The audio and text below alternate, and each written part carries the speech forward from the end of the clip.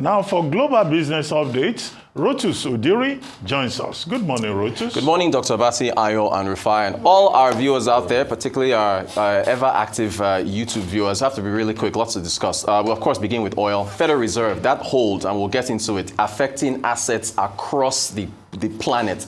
Oil fell, West Texas Intermediate down, Brent crude down. Why? If you're more restrictive and you're making money more, well, if you give forward guidance that you are going to be restricting your cuts in the new year and you're going to be essentially more hawkish, and you could possibly leave room for a rate hike and possibly make money more expensive, well, that is going to impact demand, right? So which is going to filter through oil prices. Bitcoin falling to 100,000, it was like down by 4.8%, but then recovered a little bit to 101,000. Why is that? This is a risk asset with a lot of volatility.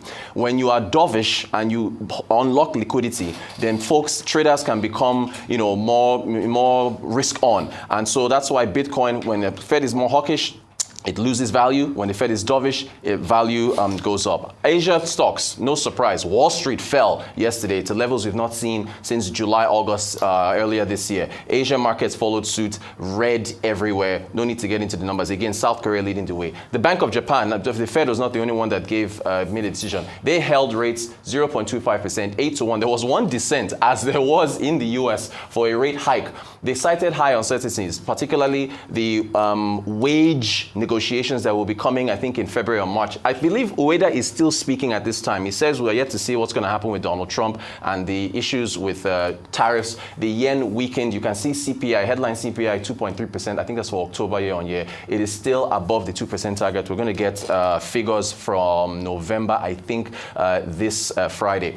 Quickly moving on from there. Notable, I really do want to point this out because I'm going to refer to this in our conversation on the budget. Some Latin America fiscal news. One, Brasilia, stocks tanking. The real is the worst performing, Brazilian real is the worst performing currency over the last few weeks. Why? Because President Lula da Silva has put forward an austerity budget to try to rein in spending, but his parliament is pushing back on that. Military spending, pensions, and things like that. So traders are not confident that Brazil is going to be able to rein in spending. So Brazil has a fiscal deficit of about 10%. It's growing to maybe 11 or 12. That is worrying them. In Colombia, they have halted housing subsidies. No, let's not get to the Fed. Let's go back to Colombia. Colombia has halted housing subsidies. Same issue. Budgets strain, fiscal issues. They used to offer subsidies for new home buyers. They've stopped that for now because there just is not enough money to do that. Ecuador, who, by the way, adopted Bitcoin as their currency, and with Bitcoin appreciating, you would think that would help them. But no, it's not, because Bitcoin is a volatile asset.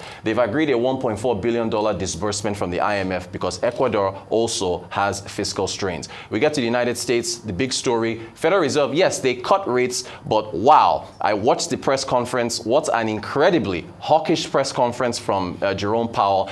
The dot plot, which is supposed to give you the outlook for Federal Reserve decisions in the new year, from 4 rate cuts initially anticipated for 2025, they cut that back to 2.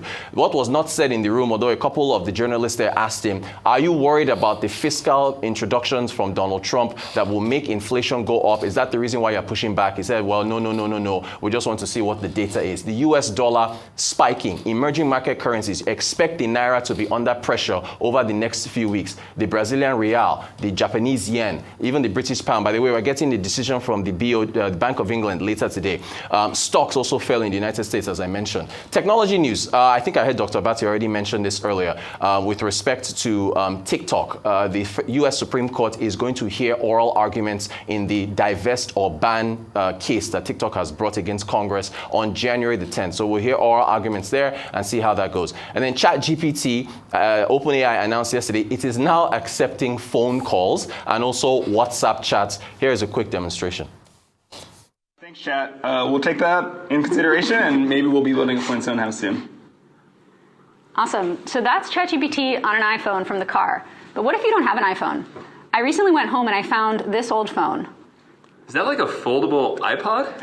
It is a state-of-the-art flip phone from some years ago. Do you think I can call ChatGPT with this? I have no idea. Let's give it a shot. Let's try it. Okay, so I'm going to dial 1-800. 1-800. 242. 242. 8478. 8478. And I want to ask it for some language help. Hello again. It's ChatGPT, an AI assistant. Our conversation may be reviewed for safety. How can I help you? Hey chat, I met my friend's grandmother's house, but her grandmother only speaks Spanish. Can you teach me how to say, hello, it's such a pleasure to finally meet you, in Spanish? Sure, you can say, hola, es un placer finalmente conocerte. Give it a try. Hola, es un placer finalmente conocerte. How's that? Perfecto. That sounds great. You're all set to impress your friend's grandmother. Gracias. All right.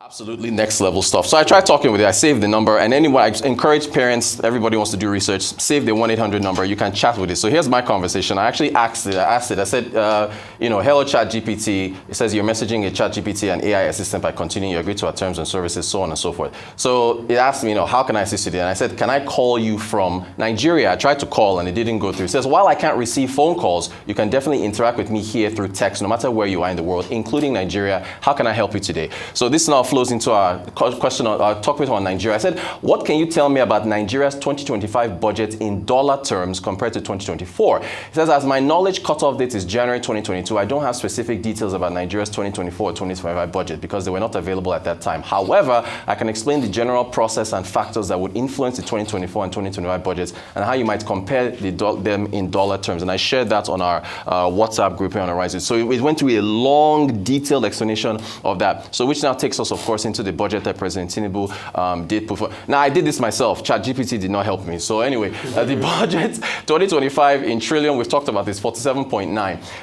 2024 was 28.78. So yes, nominal terms, 66.44% increase.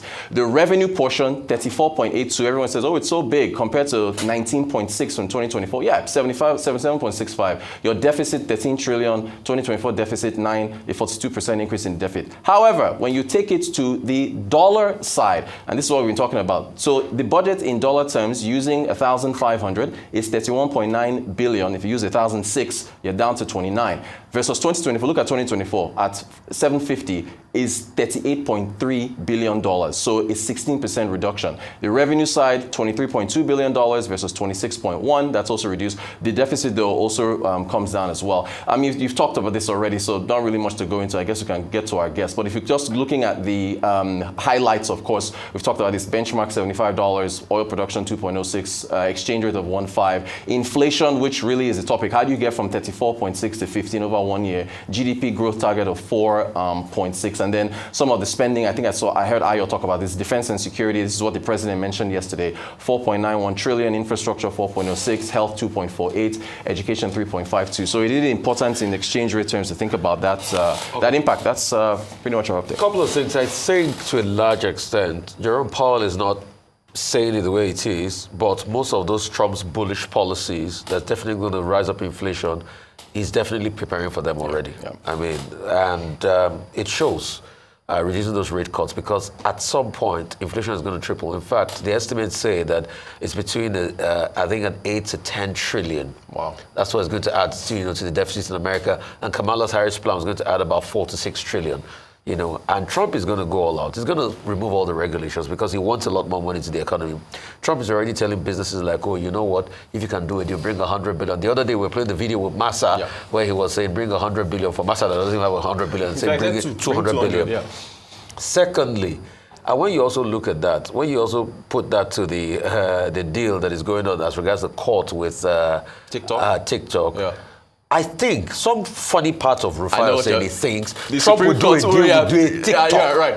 Because the founder of TikTok had gone to see him already. The founder is donated to his campaign. Sefini Laba. Yeah. So I think to a large extent, one way or the other, and he has also come out to say that, TikTok is very successful in America and everything. And I think he got some support off TikTok leading up to the election. And most of those influencers that, said things in favor of him were from TikTok. So I think something will have to give at some point. They will tell you all the bull about America, free speech and all of that. Yeah. As regards the budget, my fear factor here is the fact that, number one... The Nigerian budget, right? Yeah, the Nigerian budget. Number one, I have not seen any path. President Tinubu must be a miracle worker and destiny changer to reduce a 34% inflation to 15% in 1 year cycle. If he does it, I will stand up and clap for him. It's going to be tough. it's going to be tough. Yeah, it's going to be tough. In fact, some people have said it's now impossible, optimistic at best. But one thing about the budget I'd just like to highlight, because we've talked about this and we have a guest coming in shortly, is looking at where revenue generation and talking about increased foreign exchange inflows through foreign portfolio investment. Yeah. You know, the conversation has always been around FPIs versus FDIs. Right. Now, is this an indication that the rates are going to be sustained? Because one of the things why we have seen hot money, an inflow of hot money, is the very attractive rate. So it means that this is an indication of where the CBN is going to, monetary policy is going to face. Because if they're saying that we're looking at more FPIs coming in, it means that the rates are going to be attractive enough. So guys, brace up. It doesn't look like the rates are coming down anytime soon. Well, you can earn more money on your securities when you invest. Well, so there are other consequences for the economy. So you earn more money. Interest. Government was almost bailing out on paying his interest on his coupons. So there are a lot of other consequences. I know we've talked about this, hikes, interest rate hikes, and if it's working in terms of taming inflation. If that's one of the president's strategy as well to bring inflation down to 15%, it hasn't worked, so far. So maybe it's time to re-strategize, rethink. But FPIs are not sustainable. It's FDIs we're looking at. I was hoping to see that in the budget plan, but we're talking about FPIs. That's not encouraging. Okay, the FOMC decision, the only person that dissented is the Cleveland president, who did so, even also in November. And now this time around, she is saying that, look, just retain it, hold it. But now Jerome Powell says that, we have to make the right call, and we think we have made the right call. But the major issue is the dot plot, which is the submissions in terms of the outlook, as you pointed out, and the fear about what will happen when Donald Trump comes in. So big sell-off in the stock market, and the stock market falling, because investors naturally, we have to hedge their bets. Even if they know that the economy is still very strong, even if inflation in the US is about 3%, the job market is strong and all of that. But the major thing will be what will happen when, Donald Trump takes over and the policies that he brings. Yeah, you made the point that it's almost a universal thing. In Asia, all the indexes fell. Kospi in South Korea by 1.65%, the Kosdaq up by 1.65%, the Hang Seng, in Hong Kong also fell. So just general thing. The mainland China CSI 300 also went down by 0.8%, just as the Wall Street also went down. However, we know that the stock market, the policy there is that it goes up, it comes down. Yeah. It's an elevator thing. Yeah. The same thing that oil, the same way oil behaves. New Zealand is in recession territory. The economy having fallen 1% consecutively from September to the next quarter. Now, the other issue is about Britain, which you brought up. Yeah, Bank of England. Now, at 1200 GMT, we're going to hear from Bailey. Inflation in the UK has been 2.6%. That's right. Now, the expectation is that it's going to hold the rates, as they have also done in Japan this morning. And in Japan, holding the rates at 0.25. That's right, yes. It has weakened the yen. Yep. The yen has fallen 0.3% to the dollar. Yeah. Hong Kong National Authority also decided to hold the rates because the Hong Kong currency is tied to the US currency. That's right. So these are the major developments. As for Nigeria, well, we'll get to that in a moment, yes, I guess. So thank you, Rotus. Okay.